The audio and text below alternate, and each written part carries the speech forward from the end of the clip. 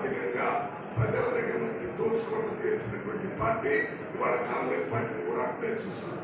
ఇవాళ కాంగ్రెస్ పార్టీ మా మిత్రులు ఎమ్మెల్యేలు ఇద్దరు చెప్పినట్టుగా వారు ఇచ్చినటువంటి వాగ్దానాలు 6 5 అమలు చేస్తున్నారు.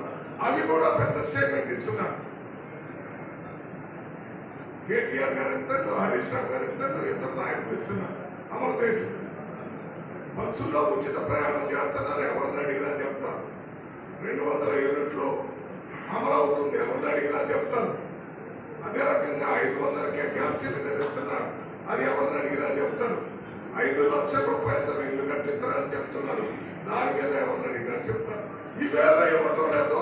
వీటిని ఇవ్వకుండా వేరే మాటలు మాట్లాడుతున్నారు. సీఎం గారు, ఎమ్మెల్యే గారు అని చెప్తున్నారు.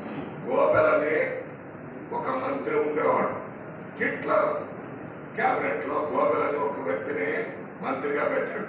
గోబెల్ ఆయన ఏజెండా, ఆయన సబ్జెక్ట్ ఏంటంటే అబద్ధాలు.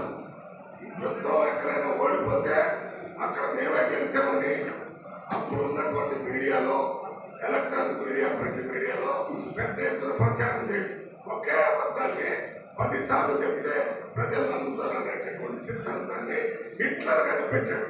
దాని తర్వాత కేసీఆర్ గారు, ఇప్పుడు ప్రశాంత్ రెడ్డి గారు, వారి ఫాలోవర్స్ ఈ ఒకే అబద్ధాన్ని 10 సార్లు, ఒక అబద్ధాన్ని హరీష్ రావు గారు చెప్తారు, తర్వాత కేటీఆర్ గారు చెప్తారు, తర్వాత కవిత గారు చెప్తారు, తర్వాత ప్రశాంత్ రెడ్డి గారు చెప్తారు, తర్వాత ఇతర బీఆర్ఎస్ నాయకులు చెప్తారు.